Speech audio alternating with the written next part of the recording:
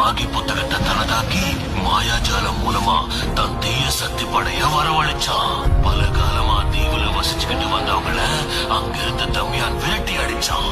அடுத்தபடியா அழியாம வாழ்றதுக்கு ஒரு மாயமான காலக்கிரியை உருவாக்குனான். ஆனா அது அவனுக்கு பாதகத்தை விளைவிச்சு காலாகாலத்துக்கு அவனை பாதாள லோகத்துல சிற வச்சுது. ஒருவேளை தம்யான் பாதாள லோகத்திலிருந்து விடுவிக்கப்பட்டா நினைச்ச மாதிரி அழியா வரத்தை பெறுவான், அமரனாவும் வாழ்வான்.